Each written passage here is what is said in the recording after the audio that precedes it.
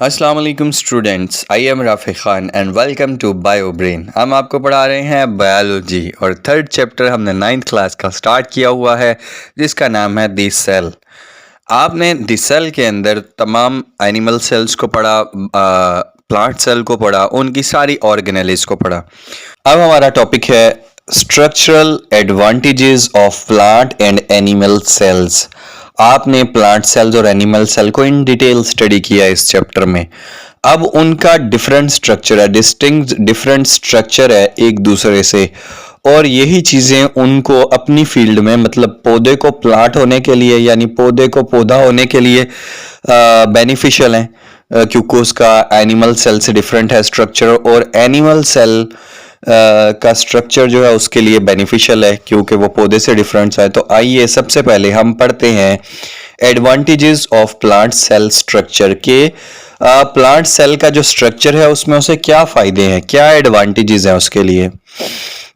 Plant cells have a rigid cell wall made up of cellulose is provide structural supports and protection। Plant cell के अंदर rigid cell wall होती है। सबसे पहले तो आपको पता है प्लांट सेल के अंदर सेल वॉल होती है, रिजिड स्ट्रक्चर होता है। रिजिड का मतलब एक सख्त स्ट्रक्चर है। ये क्या करता है, ये स्ट्रक्चरल सपोर्ट देता है, जैसे कि आपकी बॉडी के अंदर ढांचा है, स्केलेटन है। प्लांट्स में ऑब्वियसली स्केलेटन नहीं होता, तो उन्हें स्ट्रक्चरल सपोर्ट के लिए अल्लाह ताला ने फराहम की सेल वॉल, और उन्हें प्रोटेक्शन भी देता है। अगर ये चीज इतनी सख्त ना होती तो थोड़ी सी हवा चलती दरख्त गिर जाते, लेकिन आप दरख्त के तने को सोचिए कि कितना ज्यादा स्ट्रॉन्ग होता है दरख्त का तना। सेकंड है they contain chloroplast which are responsible for the photosynthesis. Chloroplast convert light energy into the chemical energy, allow plants to produce food। के पौधों के पास क्लोरोप्लास्ट पाया जाता है जो कि रिस्पॉन्सिबल है फोटोसिंथेसिस के लिए, अपनी खुराक तैयार करने के लिए।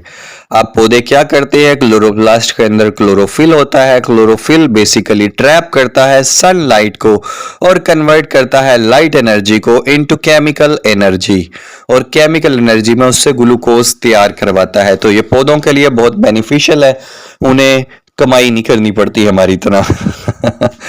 The large central vacuole store water, nutrients and waste product. It provide turgor pressure that maintains cell shape।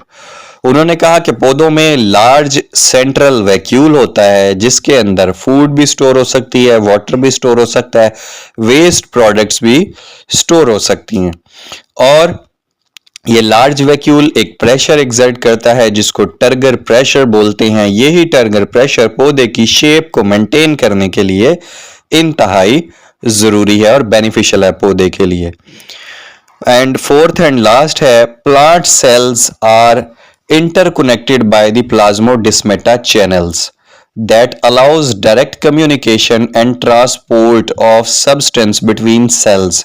Plant cells के अंदर प्लाज्मोडेस्माटा होते हैं, उनकी सेल वॉल के अंदर मौजूद कुछ सुराख होते हैं जिससे मुख्तलिफ सेल्स आपस में इंटरकनेक्टेड होते हैं, चीज़ों का तबादला कर सकते हैं, ट्रांसपोर्टेशन कर सकते हैं सब्सटेंस की। तो ये एक और बेनिफिट है प्लाज्मोडेस्माटा। अच्छा, मैं बताते बताते अब एनिमल के एडवांटेजेस बताने लगा हूं तो मुझे ख्याल आया आपको बताऊं, ये क्वेश्चन इंतहाई इंपॉर्टेंट है क्योंकि ये क्वेश्चन वो डायरेक्ट आपको ऐसे दे सकते हैं कि right the structural advantages of plant and animal cell. अब चार चार दोनों की उन्होंने पॉइंट्स बनाए हुए हैं, आप चार चार पॉइंट्स लिखेंगे तो आपको पूरे मार्क्स मिल जाएंगे। 4 नंबर का भी आ सकता है, ये 6 नंबर का भी आ सकता है, तो इसलिए आपको इसको बहुत अच्छे तरीके से तैयार करना चाहिए।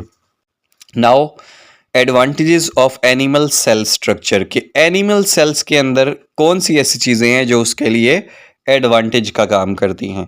Animal cell have centriole which makes spindle fiber, this ensure the accurate distribution of chromosome during cell division।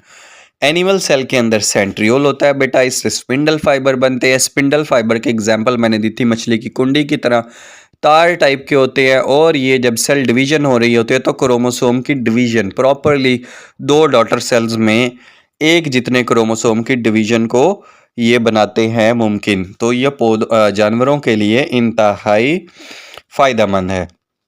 They contain lysosome filled with enzyme that break down waste material. Lysosome contribute to cellular cleanup and recycling.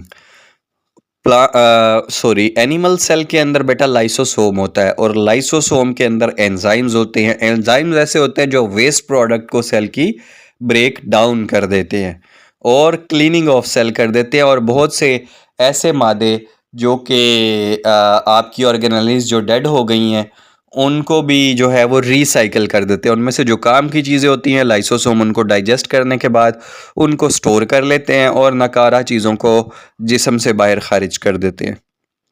Next है some animal cell have structure called flagella and cilia which are involved in movement. For example, sperm cell have a flagellum that propel them toward the egg for fertilization.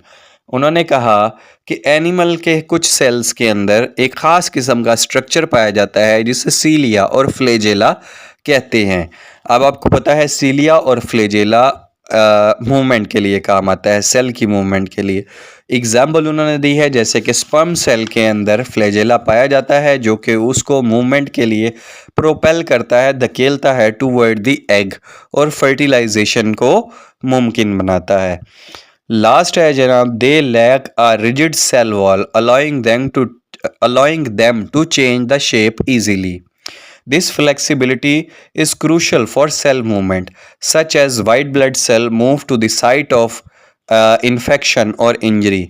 उन्होंने कहा plant cell की तरह animal cell के अंदर rigid cell wall नहीं होती, तो rigid cell wall यानी कि सख्त सेल वॉल का ना होना एडवांटेज है प्लांट सेल एनिमल सेल के लिए कि ये उनको इजीली शेप चेंज करने अलाउ करता है। फ्लेक्सिबल होते हैं उनके सेल, इसलिए मूवमेंट कर सकते हैं एक जगह से दूसरी जगह जाने के लिए। इनके कहने का मकसद ये है कि अगर एनिमल सेल में होती सेल वॉल तो हम भी मूवमेंट नहीं कर सकते थे। अब उन्होंने कहा मूवमेंट किस तरह की हो रही है, such as white blood cell. आपके जिस्म के इम्यून सिस्टम के जो है वो फौजी वाइट ब्लड सेल समझे जाते हैं और वो मूव करते हैं साइट ऑफ इन्फेक्शन, जिस्म में उस हिस्से पर जहाँ इन्फेक्शन लग जाए, कट लग जाए, इंजरी हो जाए या कोई वायरस बैक्टीरिया जिस्म के अंदर दाखिल हो जाए तो वाइट ब्लड सेल जल्दी से मूव करते हैं, उस लोकेशन पर पहुंचते हैं और उन्हें मारते हैं। तो ये था हमारा आज का टॉपिक जिसमें आपने इन डिटेल पढ़े कुछ टेबल्स जिसमें आपने कंपैरिजन किया ऑर्गेनेलिस को एनिमल और प्लांट सेल्स में। देन आपने प्लांट सेल्स की ऑर्गेनेलिस देखी, फिर प्लांट सेल के एडवांटेजेस और एनिमल सेल के एडवांटेजेस देखे। आज का लेक्चर देखने में छोटा लेकिन पढ़ने में बहुत इंपॉर्टेंट है, इसको बिल्कुल इग्नोर मत कीजिएगा। कोई भी बात समझना है तो आप मुझसे कमेंट में पूछ सकते हैं।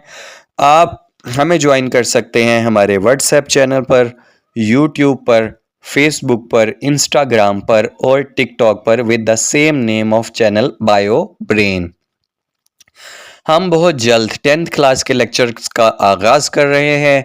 आप हमारे चैनल को सब्सक्राइब कर लीजिए और बेल आइकन को प्रेस कर दें ताकि हर आने वाली वीडियो आप तक पहुंच सके।